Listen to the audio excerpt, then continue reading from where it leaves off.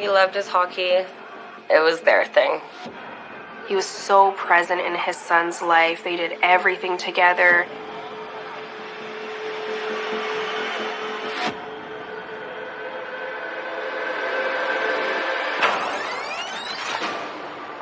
He was meant to take care of kids and give them a second chance. Ricardo Hebe is doing everything he can to be a positive influence in these kids' life. He's stabbed 3 times in the chest and he's left for dead. Is there an old score to settle? Is this something from Ricardo's past? We have this murderer out on the streets. Everybody was scared. A lot of the details were just so gruesome. The final moments of Ricardo Hebe's life must have been horrifically terrifying.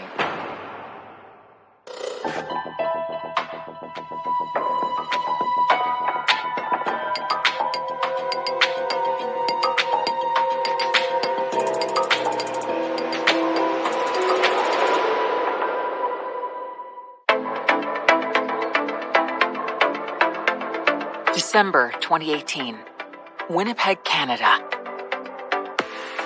Ricardo Hebe has a lot to be grateful for this holiday season. He and his fiancée Candace are planning a big wedding in the new year, and he's found success in the real estate business.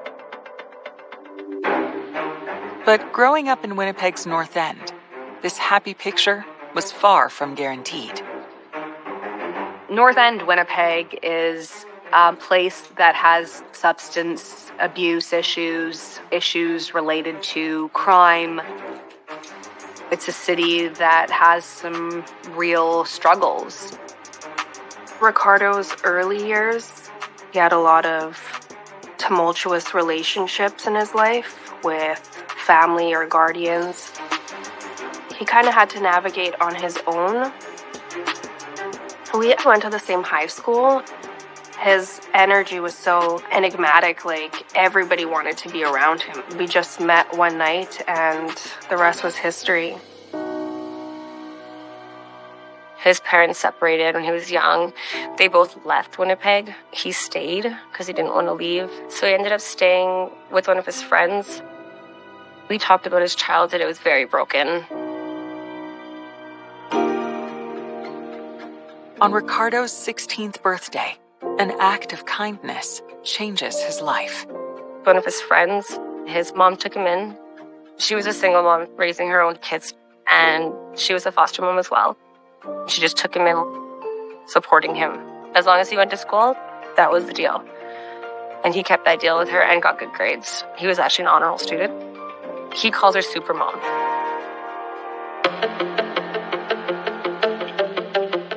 After Ricardo graduates from high school in 2002, he is touched by another act of kindness that changes his life.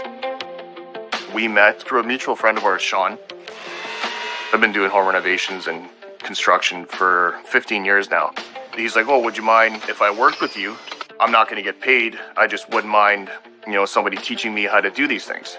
I said, yeah, absolutely. Over the next several years, Ricardo learns Richard's business and eventually becomes his partner. He was successful in real estate. Like, he could have retired probably by the time he was 45 if he would have kept at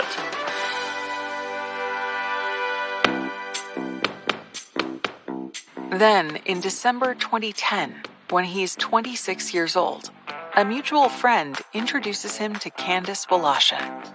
He was this mean-looking guy, but so friendly and nice. So his laugh and his smile right away. And then we just hit it off there. He said, you're mine. And I said, okay. He ended up signing his name on me that night. And I came home, my mom was like, what the hell is on you? And I was like, oh, God. I was like, I found my love. I'm like, he signed me. So we're stuck together now. I was like, I found my forever. And I did. I really did.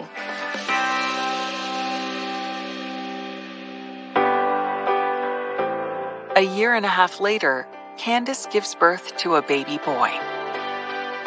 I can't even explain it. Just seeing his eyes holding Junior, that was his world. Everything was about him. He had to be with him 24/7.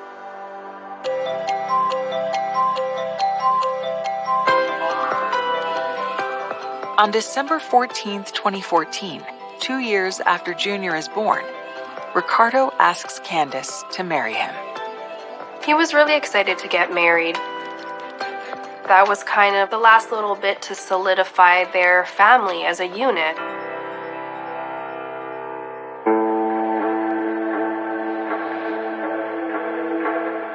But a chance encounter puts those plans on hold. A couple of friends were doing group homework, and I think when he went there, he looked at these youth and he saw part of himself in these kids. A group home is an environment where multiple people who are vulnerable live together. And it really hits home that these teenagers are just like him, who need stability, who need guidance.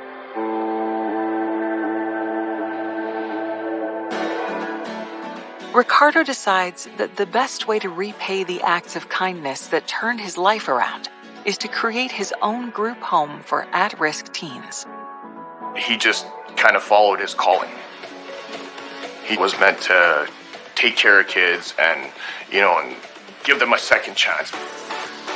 Transforming a property he owns into a group home takes several months and becomes Ricardo's sole focus. He even decides to postpone his wedding so he can fully concentrate on his newfound mission.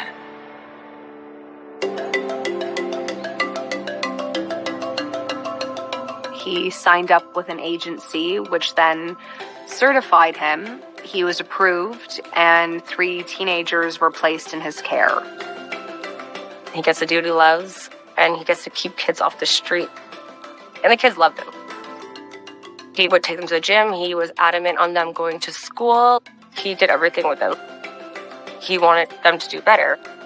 They would laugh, they would even call him the dad. They looked up to him. It was like home. We'd have supper there with the kids. Our kid was there all the time.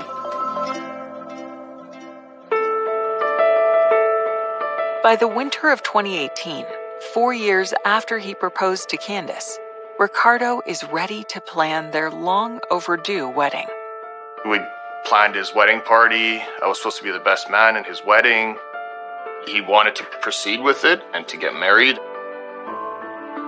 As Christmas approaches, Ricardo takes his family out for one of the favorite activities he enjoys sharing with his son. Cheering on the Winnipeg Jets.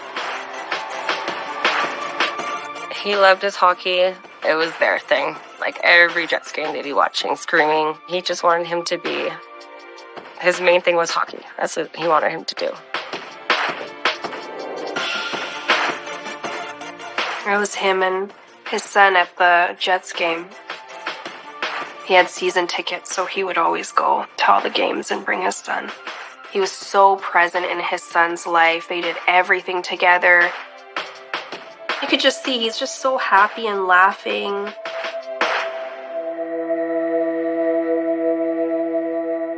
They don't know that this happy night will be their final moments together as a family.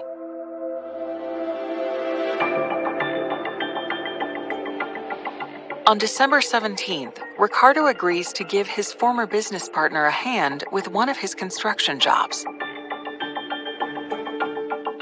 At lunchtime, he tells Richard he's got to go run an errand. I remember it vividly. Every time we leave for the night, we're not going to see each other till the next day. He would always do this side fist bump to me. And so the day of, he was saying he has to go home, and then he's going to get something to eat, and he'll meet me back at the house. And I'm like, okay, sounds good.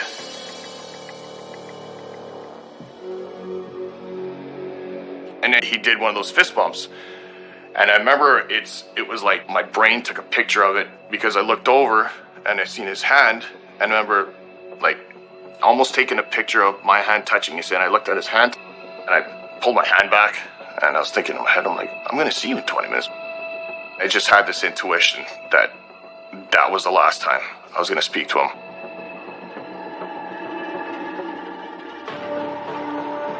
At 2:30 p.m., a call comes into the Winnipeg police reporting a disturbance at Ricardo Hebe's group home. Ricardo Hebe was on the phone with a lawyer at the time. So the lawyer hears a commotion, knows that there's something wrong. The lawyer calls 911, and patrol units are immediately dispatched to Ricardo's group home.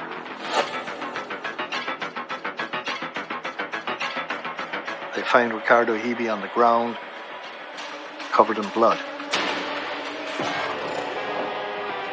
Detectives try to decipher a clue that could crack the case. Somebody is lying. Somebody knows something about that blood stain on the door. While they grapple with the question of who would want Ricardo Hebe dead. We have the citizens coming together in uproar, thinking, what is going on in our city? What did he do wrong? Nothing. He opened the door. He's trying to defend his home and defend the children in his care. I didn't see real. I lost it because it was like a nightmare.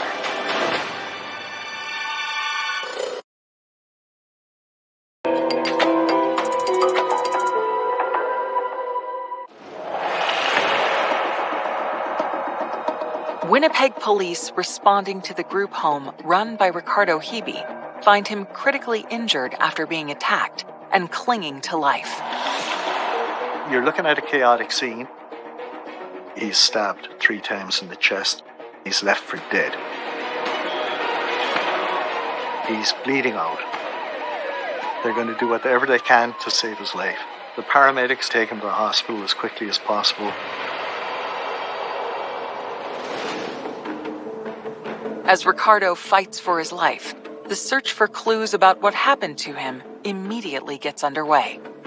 The forensic unit attend the crime scene and collect all the blood samples. They're going to collect DNA samples from different surfaces. Maybe the offender got cut in a struggle and has blood on the floor. Detectives also launch an urgent search for witnesses. They discover that 2 of the 3 teenaged residents of the group home were in the house when Ricardo was attacked. These kids, he said, they were in their rooms at the time when this happened. The investigators have to consider everything and everyone. This attack could have been connected to any one of the 3 boys that live there.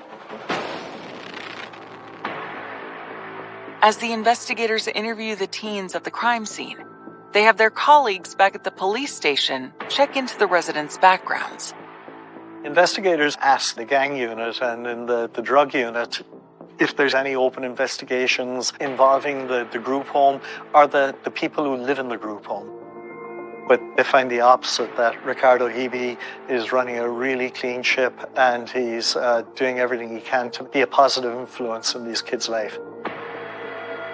They actually have a lot of respect for him and they speak very highly of him.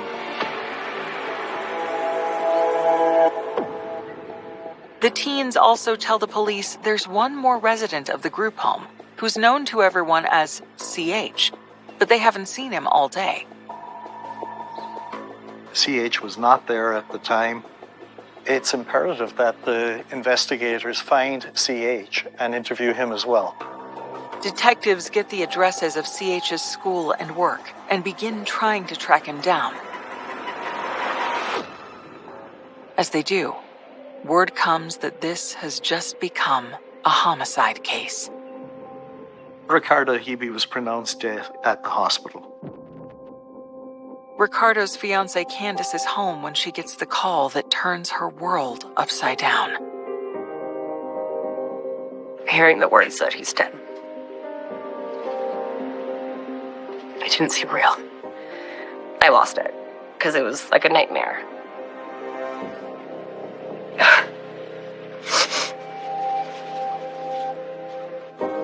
I couldn't speak. I couldn't think. I couldn't breathe half the time. I would lay there like begging him to come back. He was my everything. Losing him literally destroyed my life.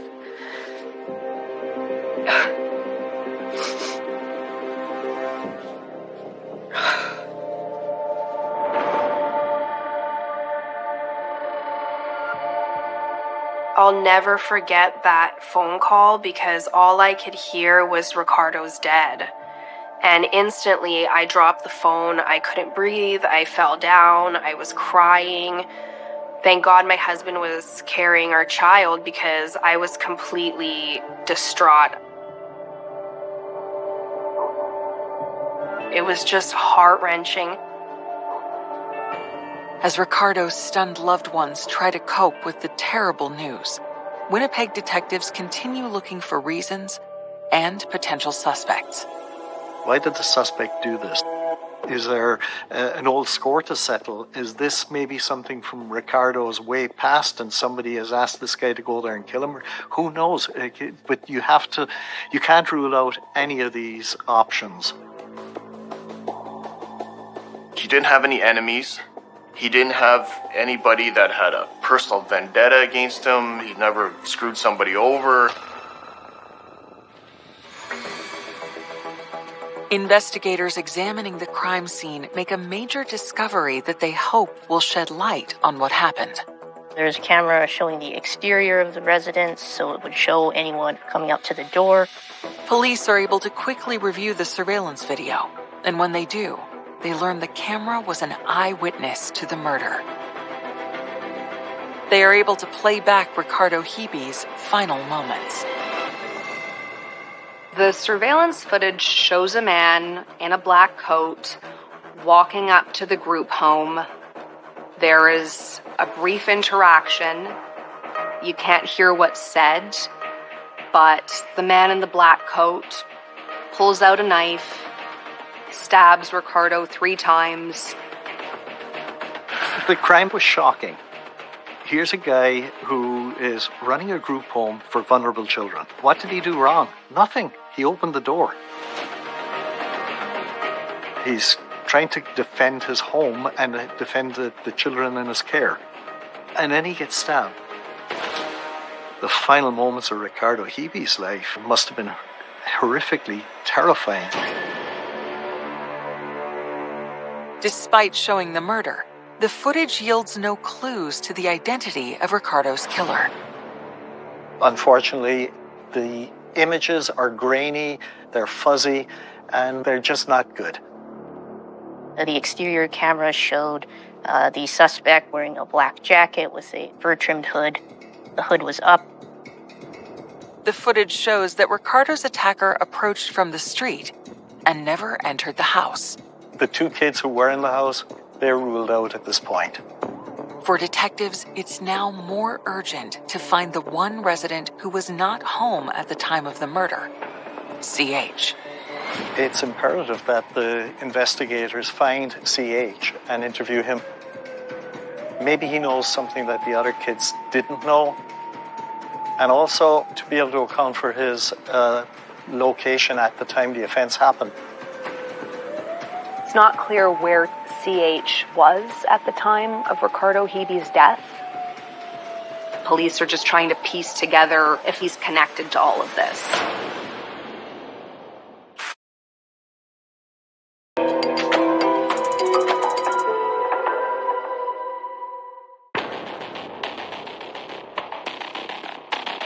The day after Ricardo Hebe is stabbed to death, detectives are urgently searching for the one resident of Ricardo's group home who cannot be accounted for, a teen known to his friends as CH.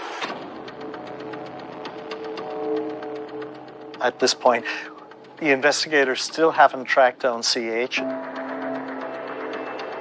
The first obvious place to check would be the school and his place of work.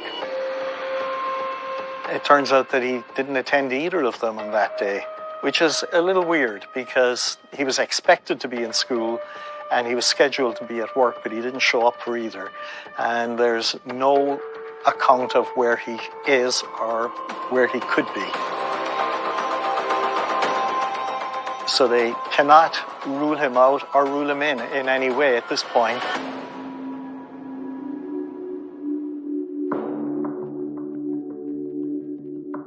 News of Ricardo's murder spreads through Winnipeg, stirring both grief and anger.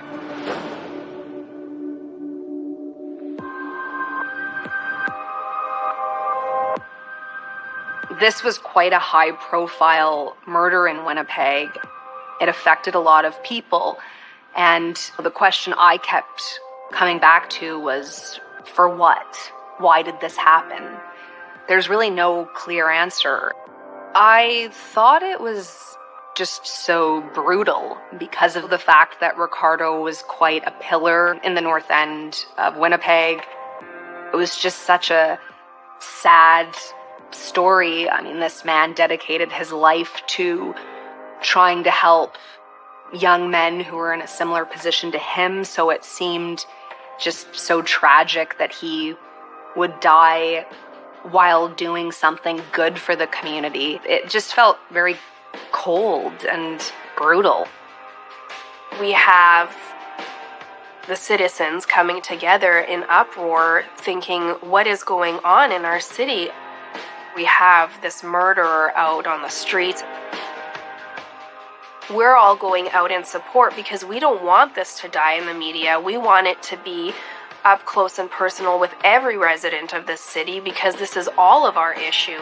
You know, it was my best friend who lost his life, but it could be my neighbors tomorrow. Everybody was scared. And so I think pushing it in the media was the only way that we were going to get any traction with finding this guy.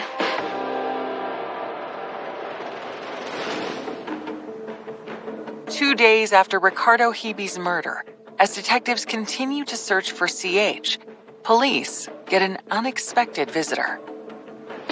On December 19th, CH arrived at police headquarters and tells the officer at the desk that he understands that homicide investigators want to speak to him. He tells police that he doesn't know who would have had reason to attack Ricardo. He doesn't believe it had anything to do with him. He certainly denies being part of the attack or having any knowledge whatsoever of it. The investigators want to know, where was he at the time of the attack?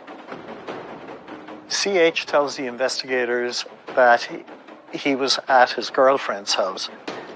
His alibi is that he spent the whole afternoon with her, and that's why he didn't go to school, and that's why he didn't go to work. He said that he was dealing with some relationship issues, and that's why he hadn't come forward. And he claims that he didn't know anything about the homicide until he had recently heard about it, that police wanted to speak with him.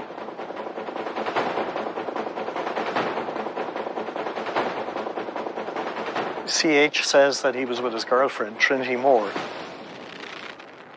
Police now have to confirm that alibi.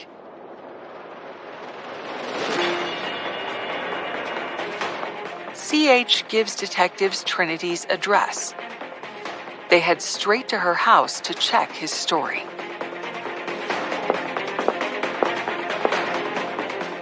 When police arrive at Trinity's address, they see that there's a blood stain on her front door. Trinity denies any knowledge of it, and she says that's the first time that she's seen that blood. Trinity consents to police taking samples from the blood that's found on her front door. The blood samples are sent to the police lab for testing as detectives continue their interview with Trinity. They ask if she can confirm CH's alibi, that he was with her on December 17th, the day of the murder. Trinity told the investigators that CH does come over a lot, and he stays over there, and he spends lots of time with her at her home. However, she says that on the day of the homicide, he was not there. In fact, Trinity tells the detectives she hasn't seen CH in days. He's saying that he was there all day. She said, no, he wasn't. So someone's lying. Somebody knows something about that blood stain on the door.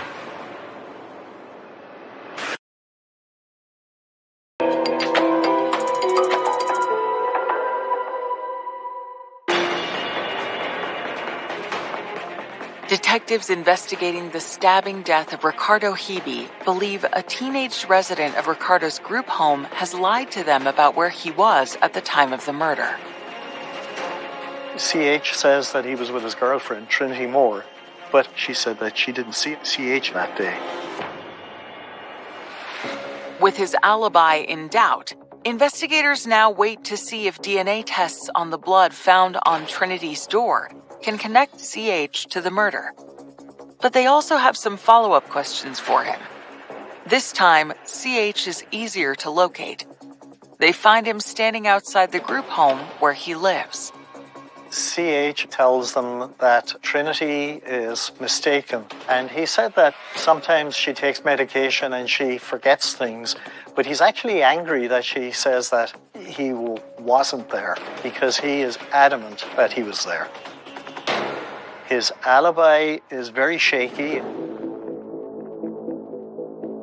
but there is no physical evidence to tie him to the scene.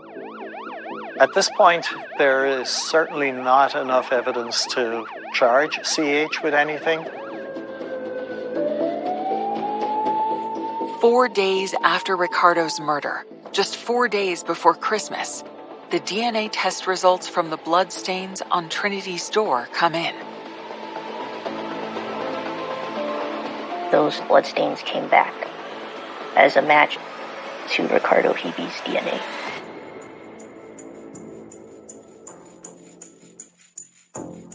It is not contaminated with anybody else's DNA. It is Ricardo Hebe's DNA, and it is definitely something that happened after his attack.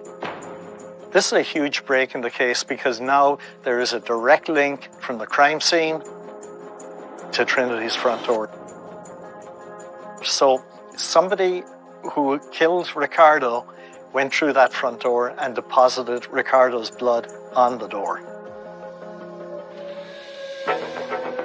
The test results convince detectives that Trinity knows more than she's told them about how Ricardo's blood got on her door.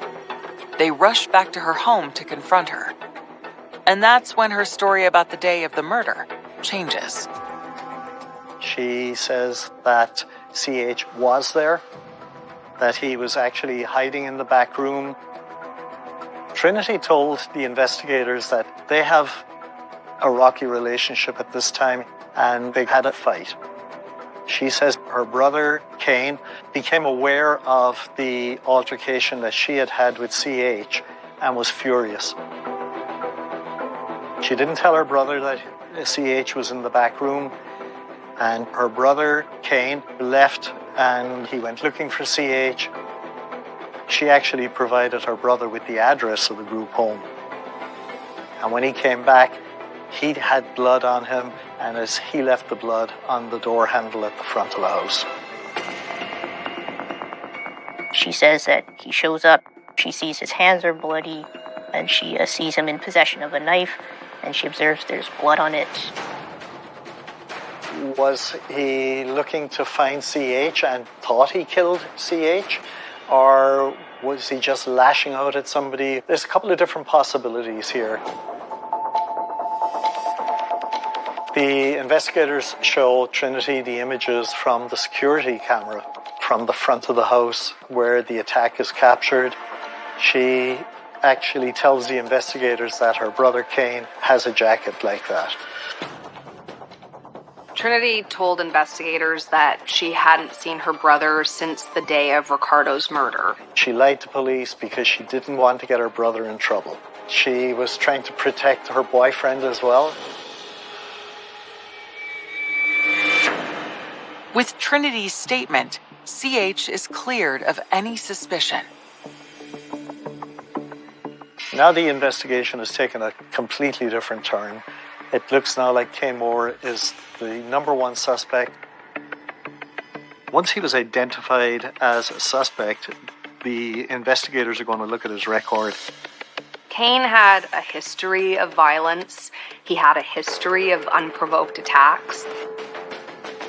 Kane went to Stony Mountain, which is just outside Winnipeg. It's a federal prison.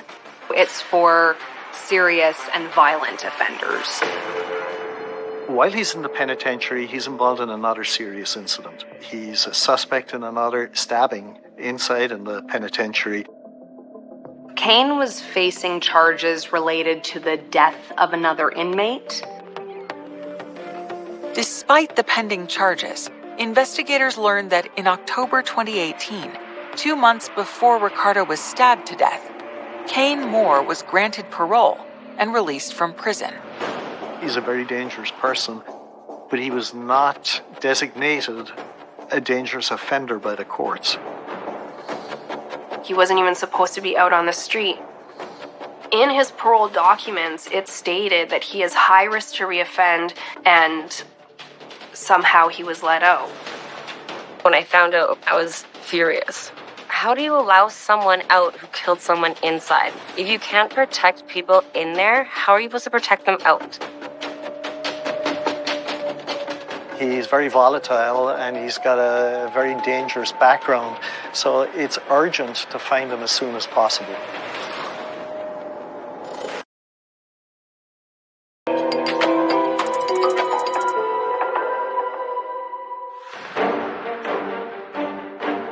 Winnipeg detectives are on the hunt for 21-year-old Kane Moore, the prime suspect in the murder of Ricardo Hebe. At this point of the investigation, the investigators have to find Kane Moore. It is imperative that they find Kane Moore.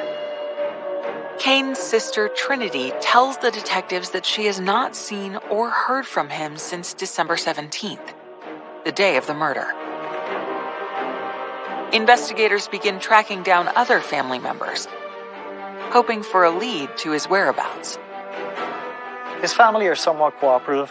They say that they haven't seen him in quite some time, but it can only be taken at face value because they could quite easily shelter him.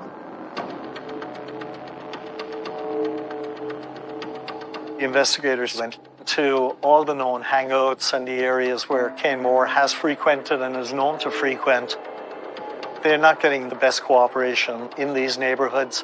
Nobody wants to be seen speaking to the investigators. Nobody certainly wants to cooperate with them. And they draw a blank. They're not getting anywhere. Kane Moore's parole has been revoked at this point, so the investigators get a Canada-wide warrant for Kane Moore. They'd circulate a bulletin with his picture and his description to every officer. After 2 weeks of an intensive search that began just before Christmas, police still have no sightings of Kane. Nobody knows where he is. It looks like he's gone to ground and nobody can find him. He's on the run.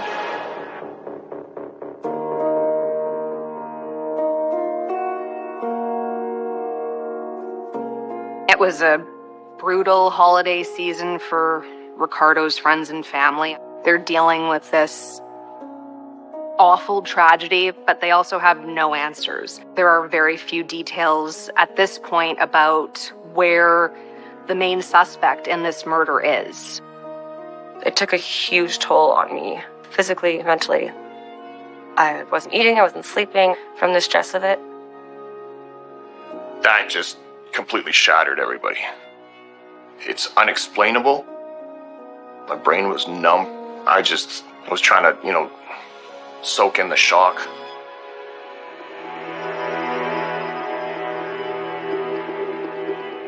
Another week goes by with no progress in the manhunt. Then, on January 6th, 2019, cadets that work with the Winnipeg Police Service came across an individual that was just walking on the street, and they were concerned that he was intoxicated. They approached the individual who provided them with a false name. However, when they detained him for being intoxicated and they searched his pocket, they found identification in the name of Kane Moore with a photograph that matched him.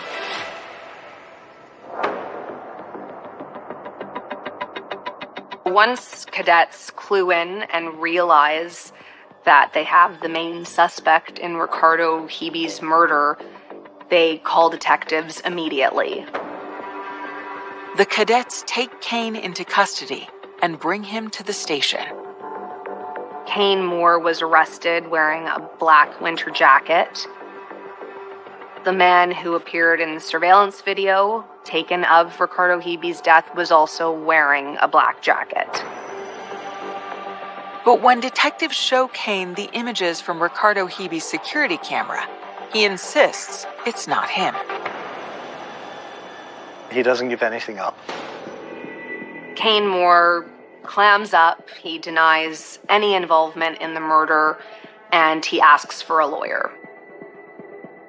Kane Moore never admits to attacking Ricardo Hebe, and he never admits to killing him.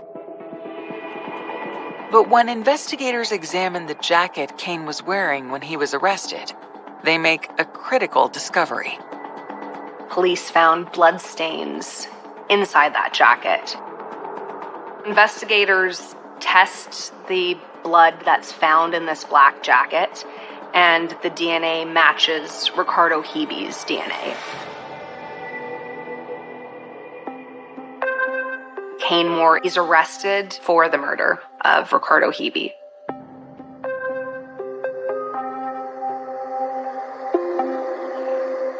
There's a lot of inexplicable killings that occur, but in this case, even though there was no clear motive, there is enough evidence to suggest that Mr. Moore was upset with CH. Kane Moore wanted to get into the house to find CH, and Ricardo blocked him. He was protecting the kids in his house and doing what he was supposed to do. And Kane Moore wanted to get in there and lashed out the way he always does, violently.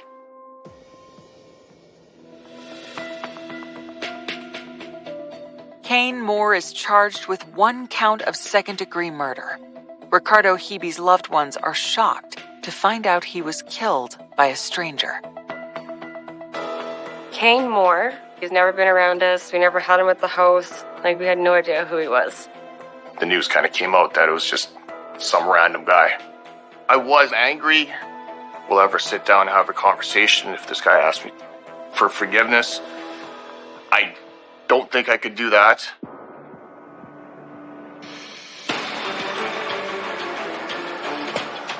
Kane Moore's trial begins in September 2020. Prosecutors are confident they have the evidence to convict him of murder. They call their star witness, Trinity Moore, the accused killer's sister, to the stand and ask her about what she saw the day Ricardo was murdered. Trinity Moore gave a sworn statement to police that her brother Kane Moore showed up, that she saw he had bloody hands. Trinity Moore recants her statement when she's called as a witness. She tells a completely different story. When Trinity Moore changed her story, now there's the possibility of an acquittal.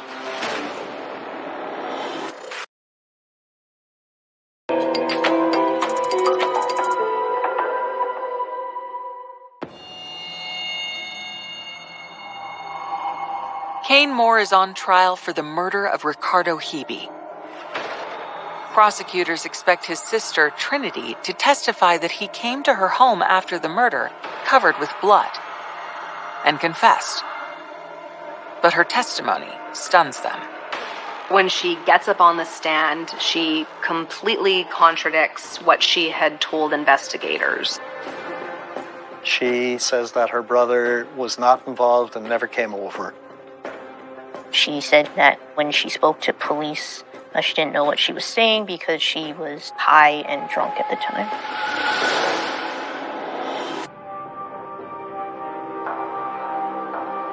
When Trinity made the 180 turn on her story, it throws a wrench in the prosecution's case.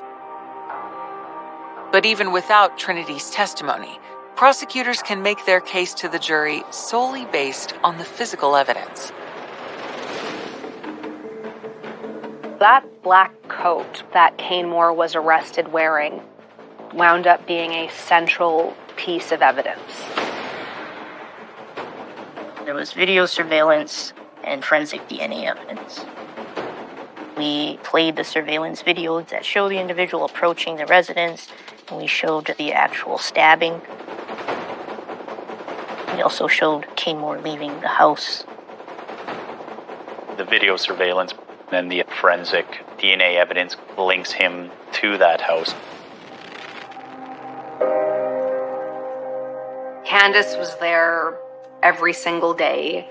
She seemed extremely strong given the circumstances, but when that surveillance video was played in court, she left sobbing, but she was there start to finish.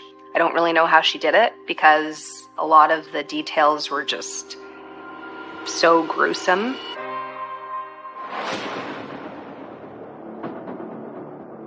The jury deliberates for 6 hours. And on September 24th, 2020, reaches its verdict. He was convicted of second-degree murder. He's got a life sentence with no chance of parole for 15 years.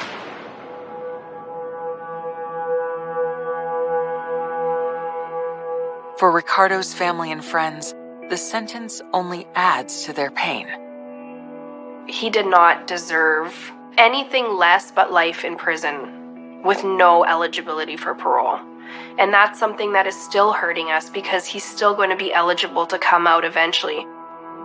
It's a really sad irony because Kane Moore is the exact type of young man Ricardo Hebe would have wanted to help.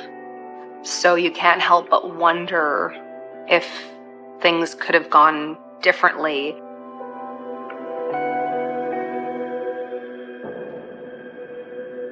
That didn't need to end up like that.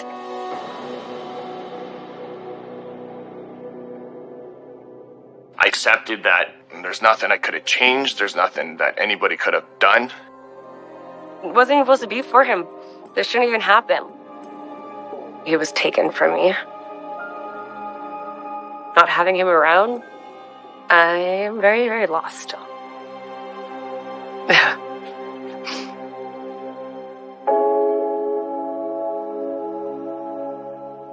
Despite the pain they live with every day, Ricardo's loved ones try to stay strong and keep Ricardo's memory alive, especially for his son, Junior. Everybody dealt with it in their own way. I still have a good relationship with his son. I'm godfather to his son. I've made him a promise when he was alive, and I'm just fulfilling that promise to look after his son. I want people to know that his heart was there. He wanted the best for these kids. It's just, everyone knows his legacy was left.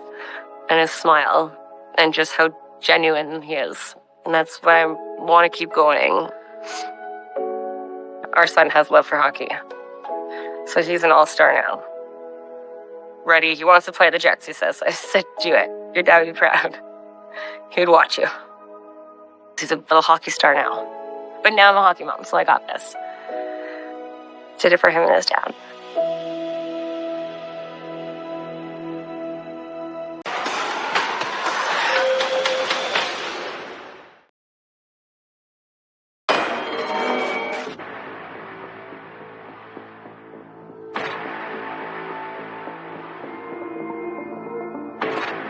We were supposed to go out to eat.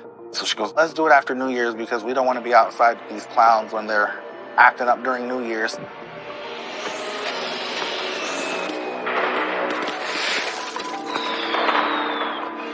We can see this person go to Jamie's apartment and then is seen again exiting. His sweatshirt was blood-soaked.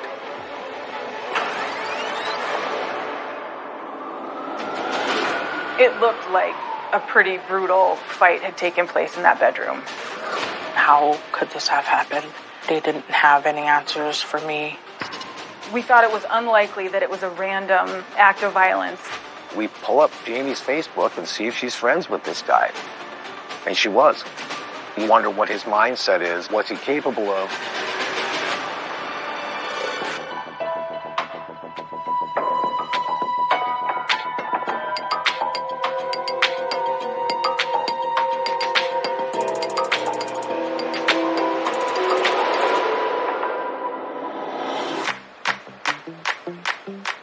New Year's Eve, 2016. Sioux Falls, South Dakota. 28-year-old Jamie Wounded Arrow is looking forward to an exciting new year. she's got a new home and big plans. She had gotten her own apartment. She had gotten this job, and she loved it. She was proud of the fact that she did all of this stuff on her own. It kind of gave her that confidence, like, I can do this. Now I wonder how much more I can do.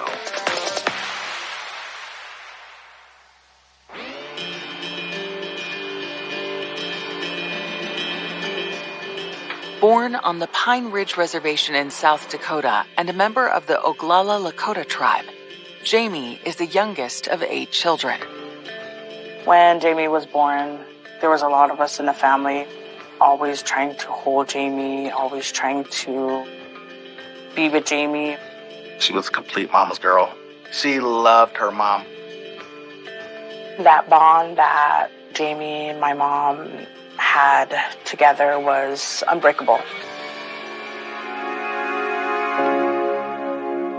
Jamie has always been proud of her Native American heritage, and it is a central part of her identity. Being Oglala Lakota was like everything for her. There was like a sense of freedom, and I saw that from her. And there's another part of Jamie's identity that she's proud of. Though her assigned sex at birth was male, she has always identified as female. Jamie started to know that she was transgender and never hid that from day one.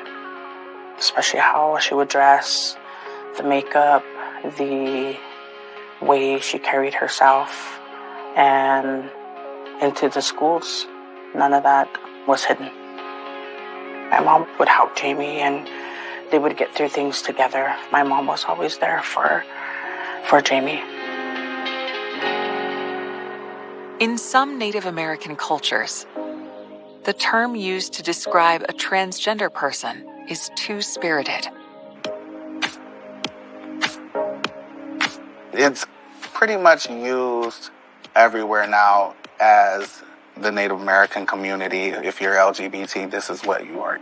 It's just something that we're born with. This is how we walk.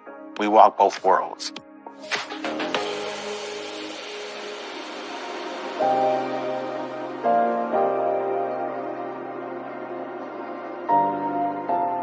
While Jamie was accepted by her own family, others on the reservation weren't as open-minded. Jamie had a heavy weight on her due to being transgender. The negativity that was going around and what Jamie had to go against. She used to tell us stories about how she was picked on, and she really didn't seem like she could be herself. In high school, the emotional toll drives Jamie to drug and alcohol abuse. There were some struggles that Jamie had, and those are the things that I think Jamie used as a coping mechanism for that. But as time went on, Jamie started to find herself in a positive way.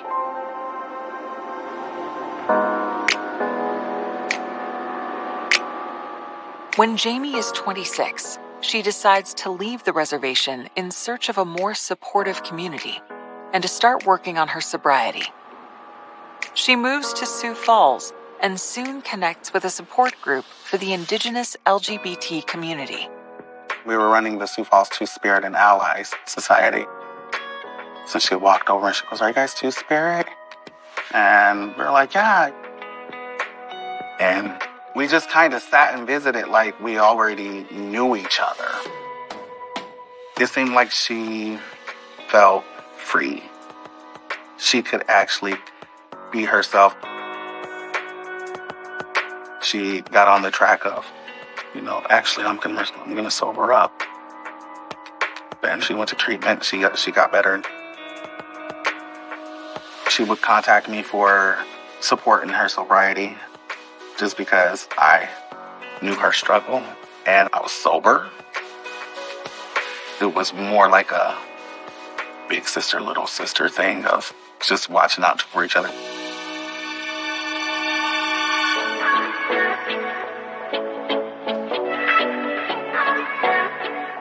Now in 2016, Jamie has hit the 2-year mark of sobriety and feels she is finally in control of her future. She lands her dream job as a telemarketer, where she gets to connect with people from all walks of life. She had gotten this job that it was 5-star call center here. She loved it. And she actually sat and told me, she goes, "Sister, I feel like I'm good. I finally feel like I'm good now, in a good place." On New Year's Eve 2016, Jamie opts for a quiet night at home after picking up some takeout. Jamie and I spoke over the phone. We were supposed to go out to eat. So she goes, "All right, well, let's do it after New Year's because we don't want to be outside with these clowns when they're acting up during New Year." And I said, "Okay, yeah, we'll do it." At 8:30 p.m., she settles in for the evening. Jamie had posted a meme of Marge Simpson laid out in a bed, obviously sleeping. And Jamie posted it in a joking kind of way, indicating that although she knew most of her friends would be out partying that night, she had no intention of doing so. And Jamie's sending out some text messages to family and friends that said, "Happy New Year." Her loved ones don't know it is the final time they will ever hear from her. As the new year begins, Jamie grows uncharacteristically quiet. No calls, no emails, no texts, no online posts. When Jamie initially stopped communicating using her cell phone, her friends didn't reach out to law enforcement initially, perhaps out of a desire to give their friends some privacy.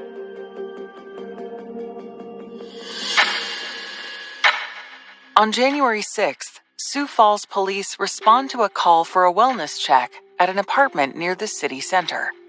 The apartment manager called law enforcement after she had received some type of complaint from a tenant. I was at home in bed, got a call. A young lady was walking down the hallway and she could smell something. When patrol officers arrive, they knock on the door of the apartment that seems to be the source of the odor. The landlord provides them with the tenant's name, Jamie Wounded Arrow. There's no answer, so they force their way in.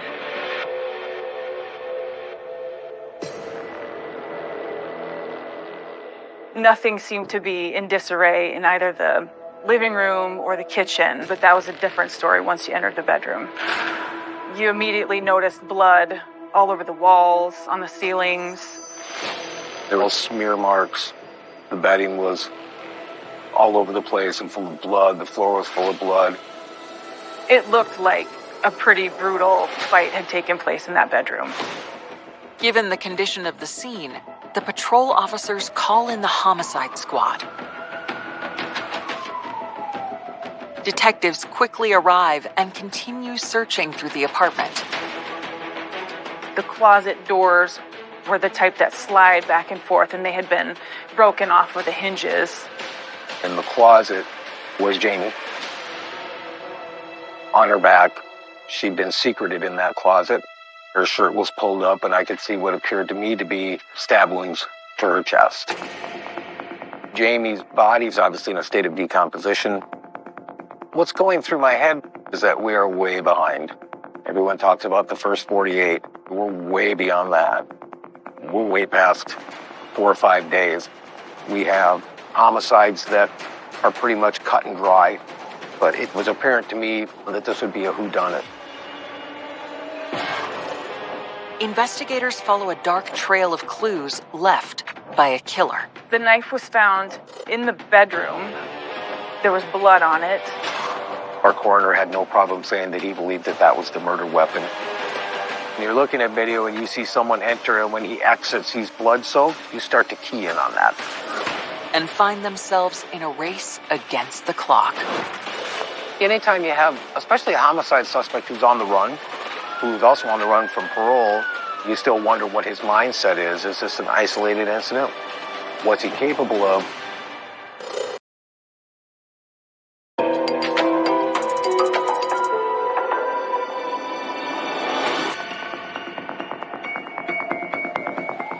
Sioux Falls police have discovered the body of Jamie Wounded Arrow, stabbed to death in a closet in her apartment. They believe she has been dead for several days. The body is speaking to you, and it's saying a lot. I had some questions in regards to how Jamie's shirt was when she was stabbed. We pulled her shirt back down, and we could match the stab wounds on her chest to the rips in the fabric. So that helps to tell the story that her shirt was down when she was attacked. I believe he just attempted to secret her in the closet. When he pulls her by the shirt to get her in the closet, the shirt comes up around her neck. As they wait for the coroner to arrive, detectives turn to the rest of Jamie's apartment, searching for any clues. So in this crime scene, you're looking for things that are there and, more importantly, things that aren't there. Her phone isn't there. There's no purse there. It's apparent that somebody has left with these things. Although these items are missing, detectives don't see any signs of a break-in. As they continue to scour her apartment, they discover what they believe could be the murder weapon.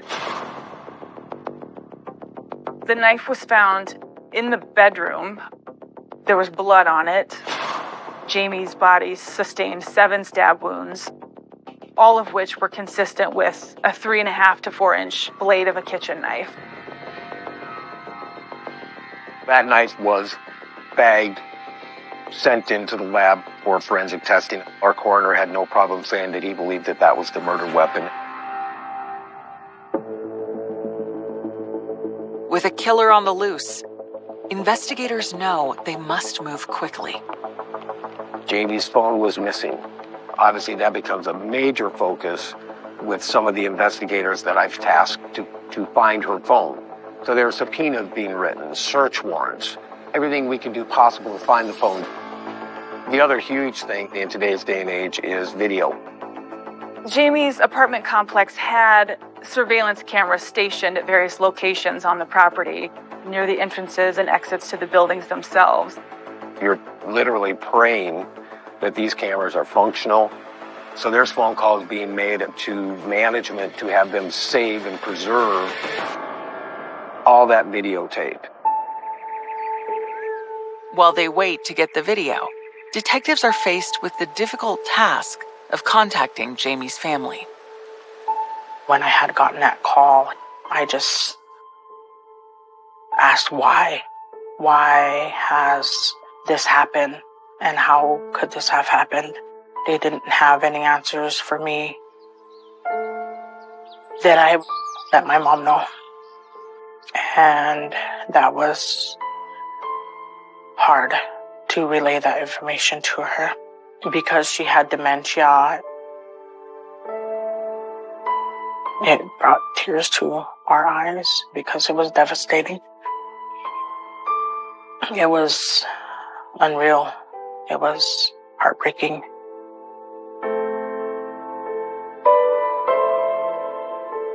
When I got the news, it was a big shock, a huge shock for us. How did this happen?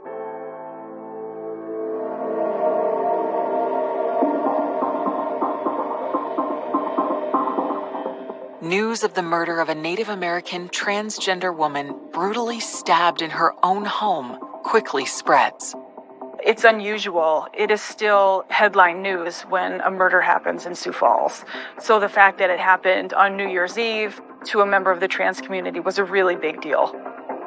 They wanted to make sure a killer was brought to justice. In search of answers, detectives begin questioning Jamie's neighbors. It was a huge apartment complex. I'd say probably 1,000 people living there. It seemed to be a place where people kept to themselves. people minded their own business, and so it wouldn't be unusual for a tenant to not be seen by his or her neighbors for a number of days. But you can't discount someone in the building having knowledge and potentially being involved. So we talked to all of them just to find if they were witnesses, and the canvas ended up revealing really nothing. Nobody heard anything. Detectives also look for clues in Jamie's cell phone records and activity on social media. It ends with her post at 11:08 p.m. on New Year's Eve. There was nothing there. This is the last communication she has. There is no usage of her phone, no private messages or DMs.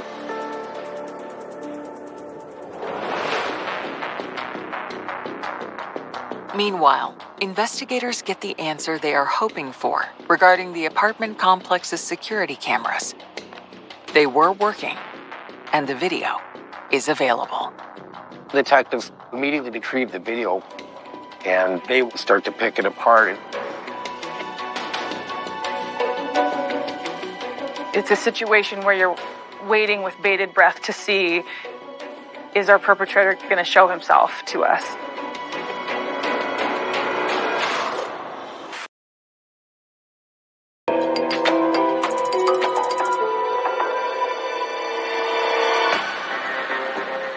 Sioux Falls detectives are pouring through security footage from Jamie Wounded Arrow's apartment complex frame by frame, hoping to find clues about what happened in her final moments.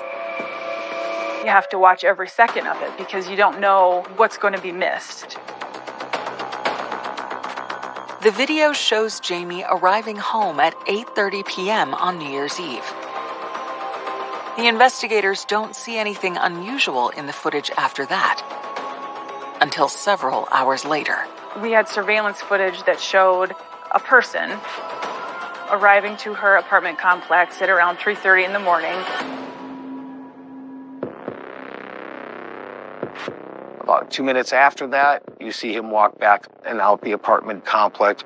About a minute or two later, he reappears and comes back to the entry of the apartment complex, walks down the stairs to what is Jamie's apartment, and then is seen again an hour and 10 minutes later exiting the apartment complex. Investigators believe they are looking at Jamie's killer. He is the only person seen on surveillance during the window of time in which Jamie was murdered. It was like hitting a jackpot. You can't believe how lucky you are, how lucky that the cameras were recording, that the footage was still there, that it captured our suspect. But the video doesn't give the investigators a clear look at the man's face. Still, what they see leads them to believe this is possibly someone who Jamie knows. The suspect knocked on the door for a significant amount of time, received no response. He walked out, walked around the apartment complex, banged on her window, woke her up. He came back in, and she let him in the house. It's highly unlikely that he's a stranger. When he arrived to Jamie's apartment, he was wearing basketball shorts, sneakers, and a sweatshirt. His appearance changed when he came out of Jamie's apartment sometime after 4:40 in the morning.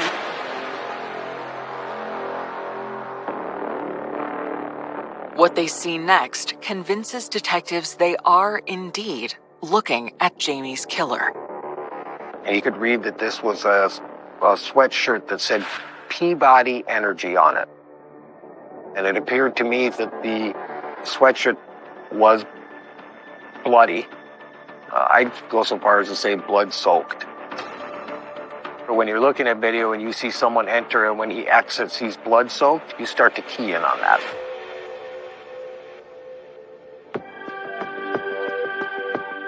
Then we see him walk over to a hill with kind of a grove of trees, and he starts throwing things into this little ravine, and then he disappears from view.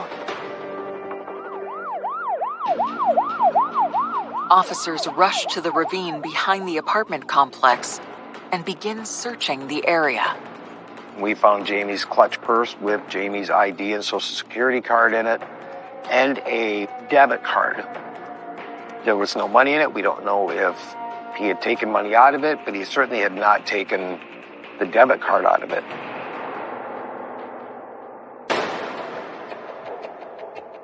As they investigate, detectives also ponder potential motives for the vicious attack.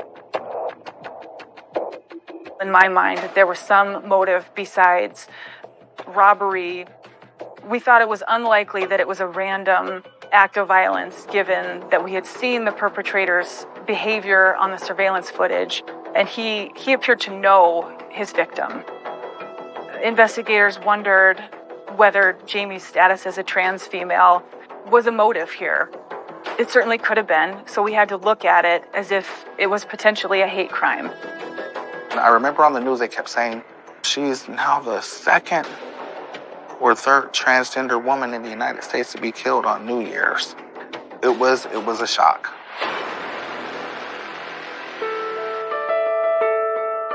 Searching for any evidence to support that possibility or point to a different motive for this murder, detectives begin a deep dive into Jamie's background.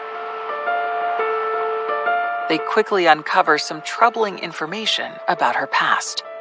She battled addiction. She had had some run-ins with the criminal justice system. So she had a lot of struggles.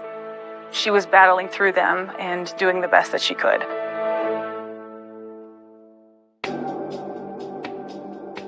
The investigators learned that Jamie's struggles included a conviction for drug possession. As a result, the court had ordered her into a treatment program. She had been to the Arch, which is a halfway house in Sioux Falls. A halfway house means you're coming out of incarceration and they're trying to blend you back into society. There's AA meetings. There's any number of things that are geared to get a person who's in that system back out into society. But I knew from our investigation that while she was at the Arch, she came into contact with many felons. We know that sometimes people who are in treatment use the connections they make at those facilities for good, as we believe Jamie did. We also know people often use those connections for bad. There were a number of red flags raised.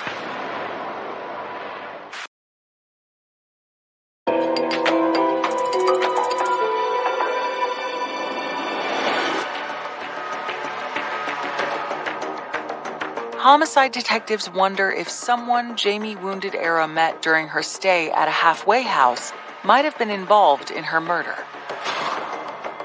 Looking for any connection, they examined the data from Jamie's missing cell phone, and they find something unexpected.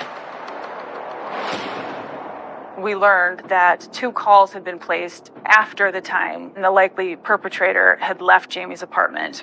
She had already been killed. So we knew it wasn't her using the phone. It had to be the killer. Law enforcement was able to determine that the first call was in this dial. We could see through the records. We got a hold of this gentleman who had nothing to do with the case. After the wrong number, the records show the second call from Jamie's phone came at around 5 a.m. on New Year's Day to a woman named Brianna White Butterfly. She told investigators the call had been placed to her from her boyfriend. She identified him by name, Joshua LeClaire. She indicated to law enforcement that she had been with him earlier in the night on New Year's Eve, and that he'd left at some point that night. They had argued, he was drunk, and he had left the house, and he did not have a phone. And she was wondering whose phone he was using to call her in the early morning hours. We learned Joshua LeClaire is a Native American man who was raised on the Pine Ridge Reservation and in Rapid City, South Dakota. He also had a conviction for first-degree burglary from 2011. He was sent to prison for that. He was released on parole in 2016, but absconded, meaning he disappeared, ceased communications with his parole officer, and had a warrant out for his arrest at the time Jamie died. Joshua LeClaire is now the prime suspect in Jamie's murder. And as detectives dig further into his past, they find a clear connection between him and Jamie. Joshua and Jamie knew each other. We know they had contact together at the Arch in Sioux Falls when both of them were going through treatment. There's obviously a connection there. So we pull up Jamie's Facebook and see if she's friends with this guy. And she was. We know that they had some communications, though we're not sure of the extent of their relationship and what it all entailed. Investigators hope Jamie's family can fill in some blanks about the relationship. It started out as far as Jamie helping with money, with $20 here and $20 here, and I don't know if there was a relationship there or what, but it had started because he was there also at the Arch. While Joshua LeClaire does seem to resemble the man in the security video, the footage is grainy, and detectives have no physical evidence linking him to the murder, or a motive for him to have killed someone who appears to be a friend. There was no evidence to show that Josh held any ill will towards her. None of this makes sense.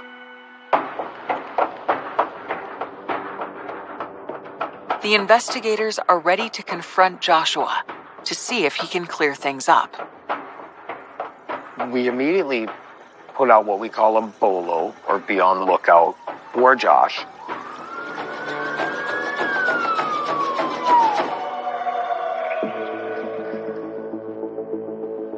As they search for him, detectives also track down his friends and press them for leads on his whereabouts.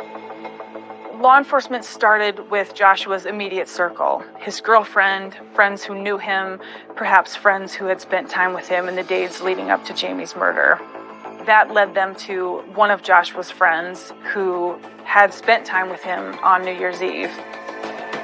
The friend, Roscoe Poorbear, has an unexpected and stunning story to tell.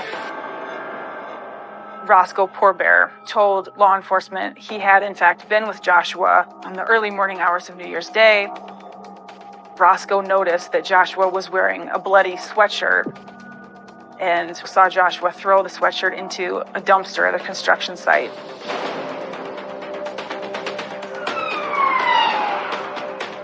They were able to go to the construction site and they found the sweatshirt just where Roscoe said it would be.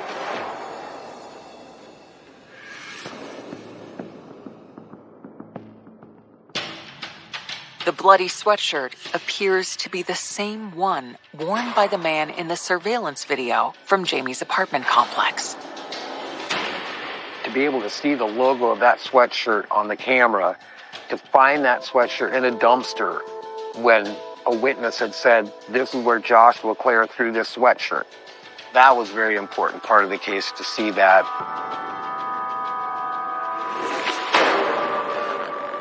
As they send the sweatshirt to the forensics lab for testing, police also send the search for Joshua LeClaire into high gear. At this point, efforts to locate Joshua are ramping up significantly, with statewide law enforcement to check all corners of the state for locations Joshua may possibly be. The concern was, has he fled? Anytime you have, especially a homicide suspect who's on the run, who's also on the run from parole, you still wonder what his mindset is. Is this an isolated incident? What's he capable of?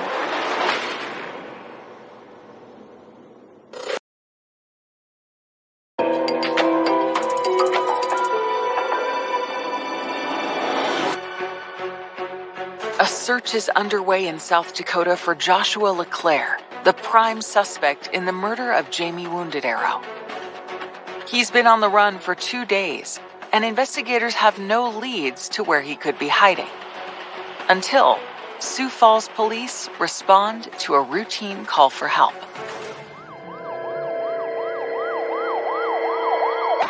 local law enforcement were called to a report of an intoxicated person. They thought this was a call of a drunken, disorderly person who needed to go to detox. Police show up, and initially they don't know who they're speaking to because the man gives them a false name.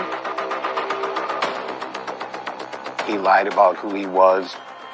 Patrol officers didn't know going in that they were dealing with Josh LeClaire.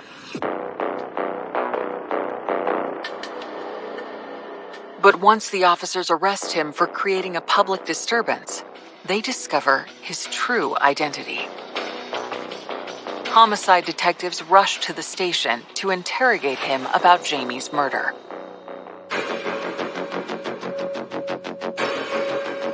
When Detective Bakke got Joshua into the interview room, he was intoxicated, and Detective Bakke knew that he had to buy himself some time. He offered Joshua coffee, offered him cigarettes in an effort to help him sober up. As soon as the detective sits down with his suspect, something catches his eye. Joshua had a significant laceration on his palm. We knew, based on the nature of Jamie's wounds, that the kitchen knife was the murder weapon. And Joshua LeClaire's injury was consistent with using a knife to stab another person.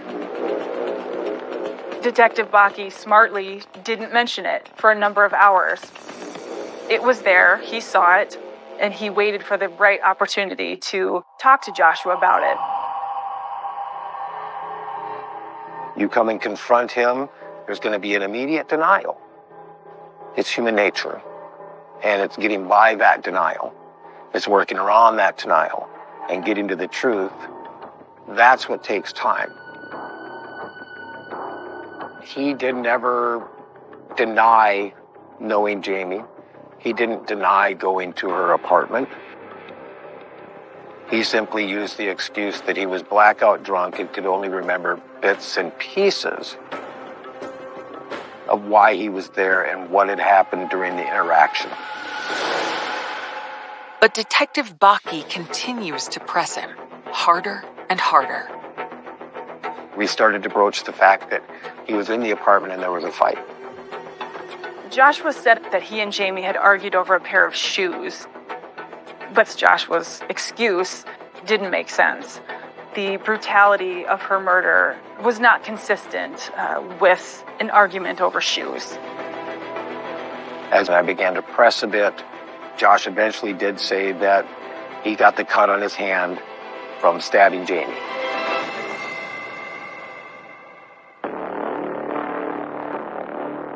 This was a confession. This meant, on top of all of the other evidence we had to that point, we had an admission: he is the killer.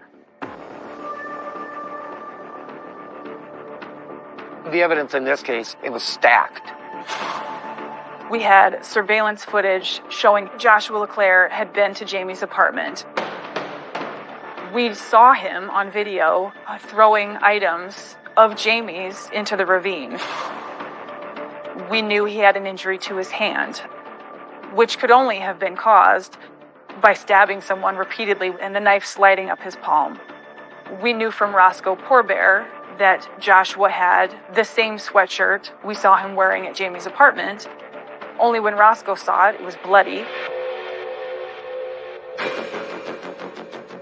And when the lab results come in, they show the blood on the sweatshirt matches both Joshua LeClaire and Jamie Wounded Arrow. All of that, along with Joshua's confession, left no doubt in anyone's mind that he was the killer. We don't know if Joshua panicked after he killed Jamie. He did some things which seem counterintuitive. He left the knife, he took her IDs, but left his blood. To a casual observer, someone who watches crime show TVs, they would question, why would the suspect do that? Well, the biggest factor, in my opinion, is that this person's never killed before. It doesn't make sense because it can't make sense. What we do know is that he did enough in his mind to try to avoid getting caught.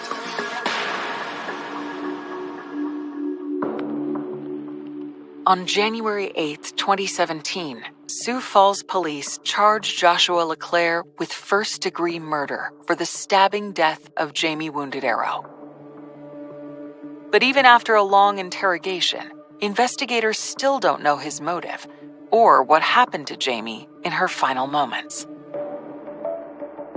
In regards to the transgender portion of this case and potential hate crime, it simply wasn't there. In my opinion, the brutality of the crime certainly indicated that Joshua knew Jamie and that he was motivated by some sense of hatred, even if not necessarily based on her status as a trans woman. We don't know if he made advances toward her that were rejected or a drunken fight of some sort, an argument. Just the viciousness of the attack signaled to me that there was something deeper beyond just a casual acquaintanceship.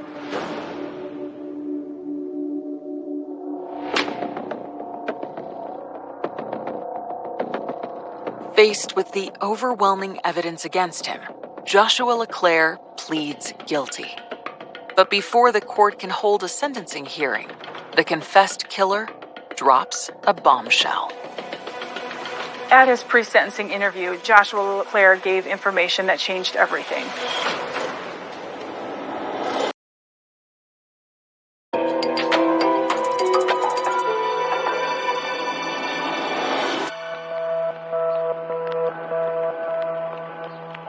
Joshua LeClaire has pleaded guilty to stabbing Jamie Wounded Arrow to death in her Sioux Falls apartment.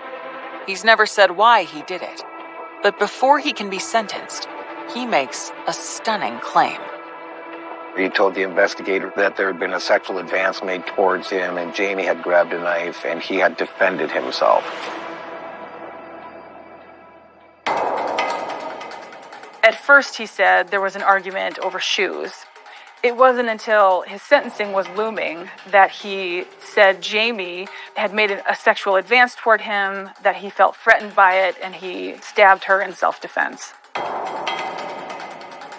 It was offensive, frankly, to have Joshua try to shame Jamie in this way. There were no indications that she had made any advances toward him. I don't believe it to be true in any way, shape, or form. I believe that's a person who's at the end of the road and is about to be sentenced is going to say anything.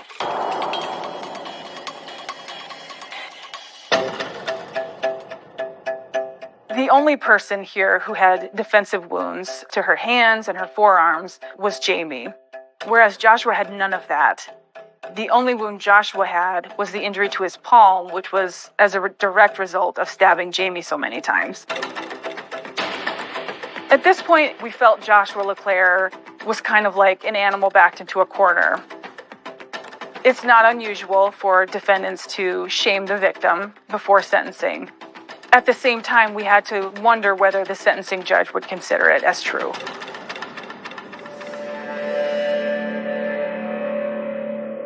The answer comes on June 26, 2018, when Joshua LeClaire appears in court for his sentencing hearing.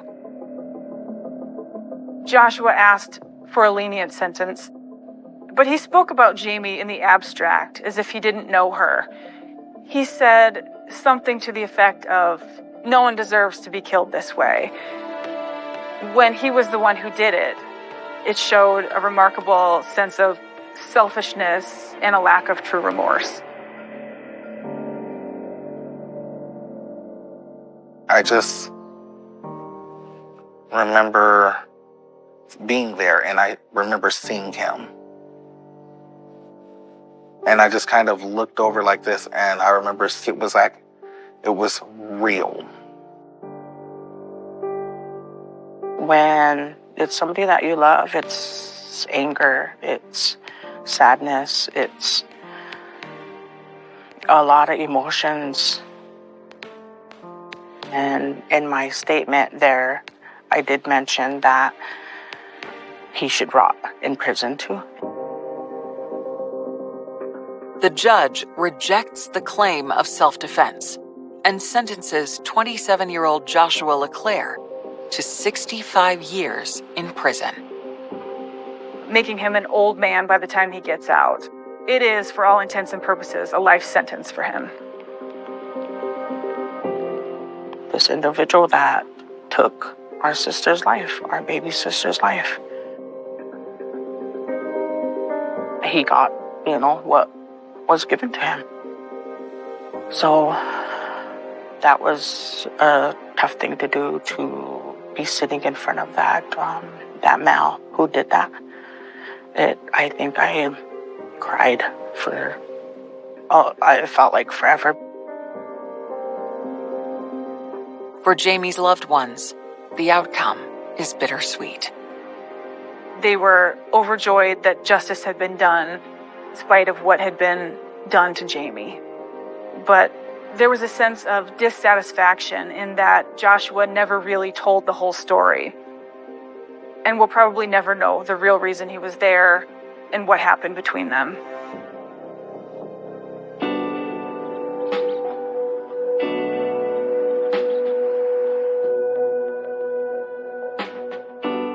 I really miss seeing how happy she was when she started accomplishing some of her goals. A sense of happiness. Yes, I did it.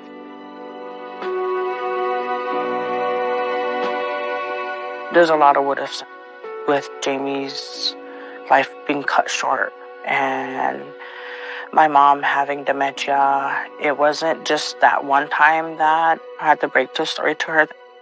It was every time that I went to go visit her. I would have to tell her each time that it was Jamie that was gone. And each time that brought tears to her eyes. And we have to relive it. People who go through this, you have to have strength within yourself to continue on, to live your life also, to live for them.